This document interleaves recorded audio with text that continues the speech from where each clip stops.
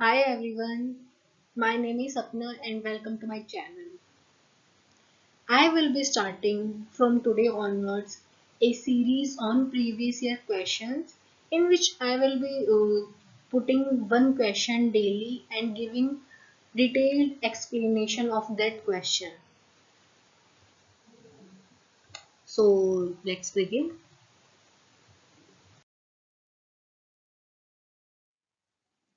The question is arrange the following terms in the chronological order of their use in literary theory.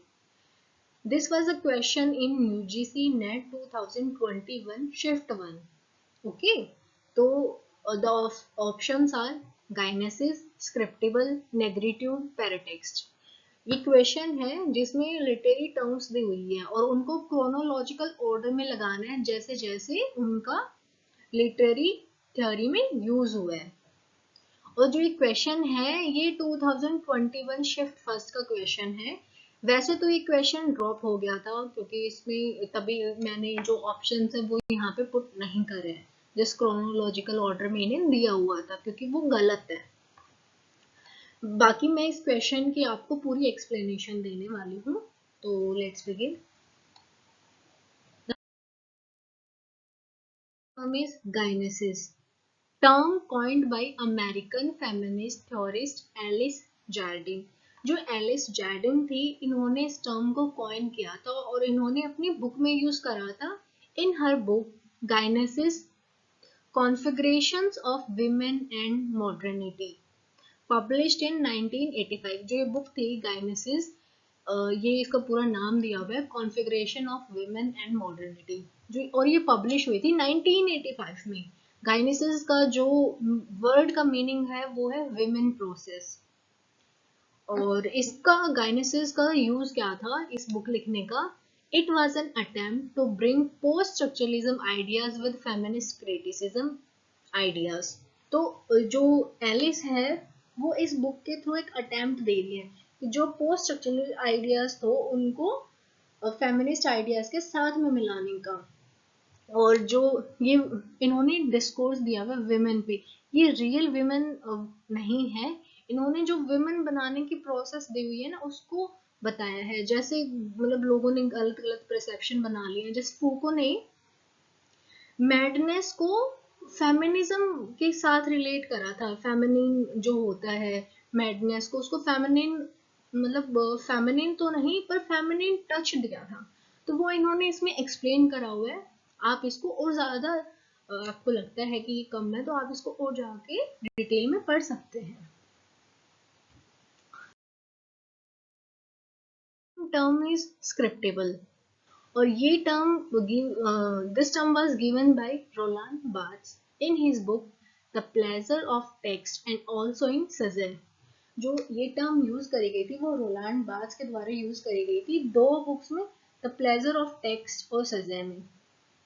स्क्रिप्टल तो जो स्क्रिप्टेबल है इसका meaning क्या है, इसका मीनिंग है राइटरली टेक्स्ट। यहाँ पे जो रोलांड बार्ट्स से इन्होंने द प्लेजर ऑफ टेक्स्ट में दो टाइप ऑफ वर्क्स की बात करी है, एक तो रीडरली और एक राइटरली टेक्स्ट। और जो स्क्रिप्टेबल है उसको राइटरली टेक्स्ट कहते हैं। और जो ये वर्ड है ना स्क्रिप्टेबल, ये फ्रेंच वर्ड है, इसका मीनिंग है neologism. It is a French word means neologism. और जो राइटरली टेक्स्ट होते हैं वो क्या होता है, अब हम उसके बारे में बात करते हैं। Writerly text does not have a single closed meaning, instead every reader can produce different meaning. तो जो रोलांड बार्ट्स है वो कहते हैं कि जो राइटरली टेक्स्ट होते हैं ना वो ओपन एंडिंग होते हैं। ये रीडर पे छोड़ दिया जाता है कि वो उसकी एंडिंग क्या देना चाहते हैं। इनमें कोई स्पेसिफिक एंडिंग नहीं होती। वहीं पे जो राइटरली वो सॉरी रीडरली टेक्स्ट होते हैं उनमें स्पेसिफिक एंडिंग गिवन होती है। आप मेरे को कमेंट में जाके और साथ साथ में ये भी बताना कि आपके हिसाब से कौन से एग्जाम्पल आपने पढ़े हैं, नॉवल पढ़े हैं, प्लेस पढ़े हैं जिनकी ओपन एंडिंग है।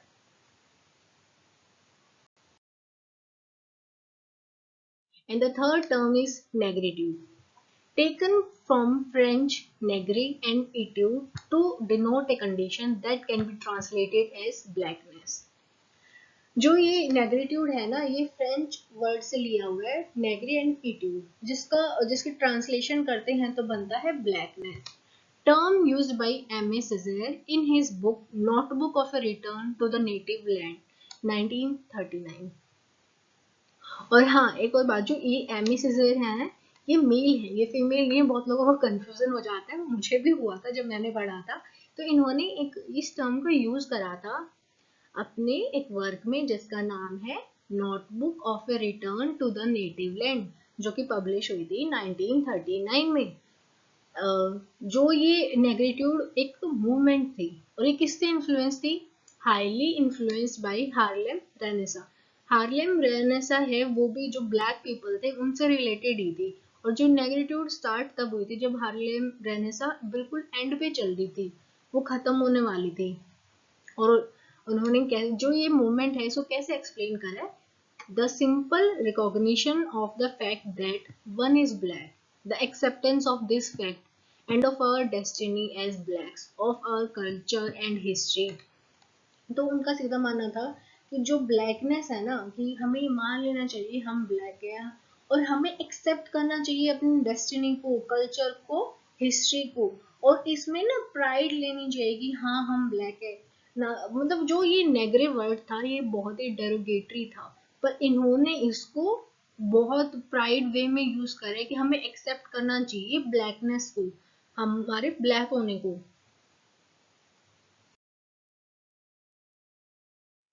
Paratext, term coined by French literary critic Gerard Janet in his book Paratext 1997. Paratexts are epigraph, preface, forewords, epilogues, addresses to the reader, acknowledgement, footnote, drafts, illustration that are somehow connected to the main narrative। तो पैराटेक्स्ट जो word था, term थी, ये किसने coin करी थी? ये एक फ्रेंच लिटरेरी क्रिटिक थे, जेरार्ड जेनेट। और ये किससे रिलेटेड है ये भी हम जान लेते हैं। ये इन्होंने जो पैराटेक्स्ट है वो सारे एपिग्राफ होते, प्रीफेस होते, फॉरवर्ड, जो जितनी भी चीजें दी होती है ना मेन टेक्स्ट के अलावा, उन्होंने सारी चीजें कर दी कि अगर उसमें कोई पिक्चर वगैरह है उसको भी हम पैराटेक्स्ट ही काउंट करेंगे। तो अभी मैंने आपको क्या करा है, सारी जो चीजें हैं, जितनी भी टर्म्स थी, एक करके पूरी एक्सप्लेन करी है। अब आप मेरे को कमेंट सेक्शन में जाके अपने हिसाब से बताओ कि आपके हिसाब से इनका क्रोनोलॉजिकल ऑर्डर क्या होना चाहिए। That's it for today, thank you.